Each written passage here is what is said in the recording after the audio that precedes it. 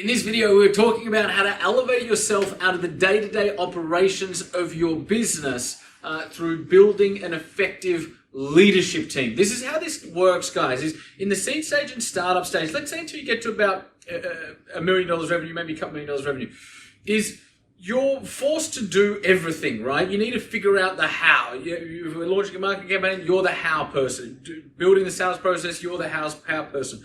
You're building a product or a new service for your customers or potential customers. You're figuring out how to do it. However, it's best that you get to a point where you stop thinking how and you start thinking who, right? There is a point that you reach where it stops being about how much can I get out of myself every day and how much can I do every day. While that will continue to be important, at a certain point in your journey, what becomes even more important is how do I bring on exceptional people, induct them, train them, help them develop to a point where they can perform these functions better than I can, right? In the startup stage, let's say until you get to about $1 million revenue, you're thinking, you know, if someone can do something about 60% as well as you, then you kind of bring them on because you're the person that's still doing everything and is probably the person who's still best at doing everything. It's inevitable. It's fine. It's an inevitable stage of building a business. However, you go from, if they're doing it 60% as well as you bring them on,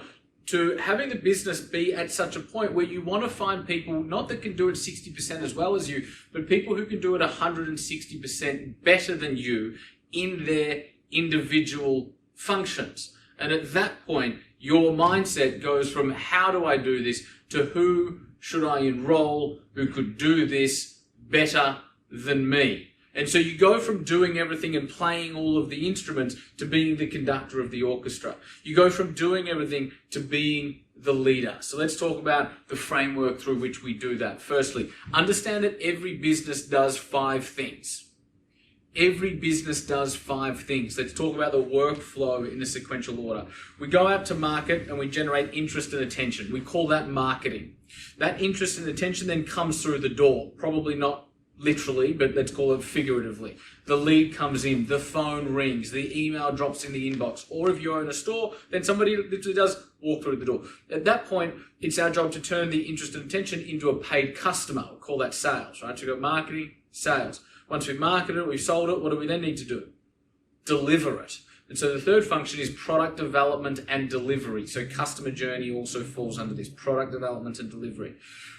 So we've got marketing, sales, product development and delivery. As we go up the growth curve, operations becomes a function and a department in and of itself. And then we've marketed it, we've sold it, we're delivering it, we're operationalizing internally so that the engine is running as seamlessly as possible. There's only one thing left to do, and that is count and manage the money. We call that finance. So we've got marketing, sales, product, ops, finance. Every business only does 5 things.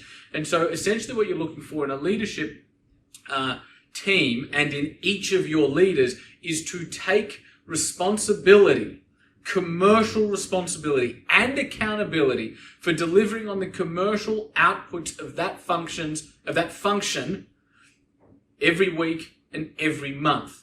And so your director of marketing or head of marketing or whatever you might call that particular role, the title is secondary and often unimportant.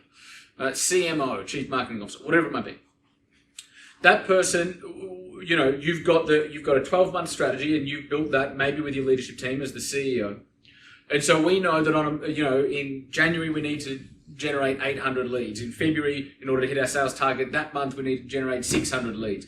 In March, we're doing something different, so our organic lead gen is going to be 200 because we're going to do this peripheral. But you know how many leads needs to be generated on a month-by-month basis. It is then the responsibility of the director of marketing to deliver on the set KPIs of that particular function each and every month. And they are accountable to it.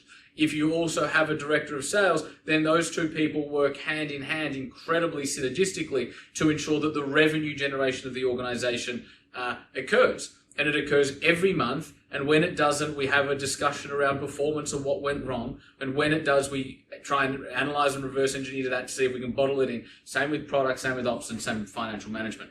The only thing I'd say is with financial management, you don't need a full-time CFO for most businesses until you get to, probably let's say 6, 8, maybe even 10 million revenue. You might have an outsourced CFO that you catch up with a couple of hours per week. The function is incredibly important. You just, by virtue of being a small to medium-sized business, until you get to that sort of, let's say, $6 to $8 to $10 million range, you probably don't need a full-time CFO. Now, here's the thing, guys. A couple of things with building a leadership team. Firstly, you don't do it quickly, right? I'm not suggesting if you're doing a couple $1 million revenue at the moment, I'm not suggesting that you go out next month and, try and build a leadership team in a month. You look at where's our biggest opportunities at the moment and where are our biggest problems at the moment. So it might be we're growing really well, i.e. marketing and sales are working well. However, our customers aren't as happy as we want them to be. Therefore, I want to bring in a head of product. They're going to be my first hire.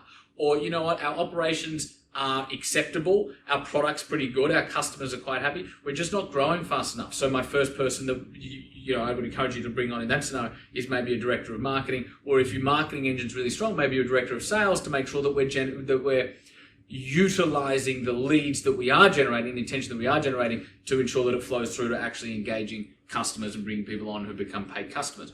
And so think about where your business is at and then slowly build a leadership team that addresses each of the core functions. They should have deep expertise and be better at you in that function. That doesn't mean you don't lead them and manage them and coach them. They will still require that, and it's in everybody's best interest that you can still deliver that. The second thing is they need to have a hunger, not a willingness to, a hunger to execute. When you're doing $1 million, let's say anywhere between 1 and 20, we're not at the point yet where we want executives who sit around and draw up strategies and tell people what to do. They need to, at this stage of the game, they need to get their hands a lot more dirty. So they need to be willing and hungry to execute and get their hands dirty, while also, number 3, being able to think and operate strategically. So they need to have deep expertise. They need to have a hunger for execution, getting their hands dirty, no ivory towers. And thirdly, even though they do have that micro execution skill set, they also need to be able to think and operate at a strategic level. Okay, those are the 3 characteristics that you want in each of your leaders. And so have a think about your business right now. What is the key function in your business where if you were to no longer do it, somebody else was to come in and take responsibility for that? You're going to work really closely with them for 3 months, 6 months, but try and get them to a point where ultimately they're operating relatively autonomously. They're now driving the performance of that function in your business. And again, you've elevated one step closer to being a great CEO and ensuring that your business is well looked after.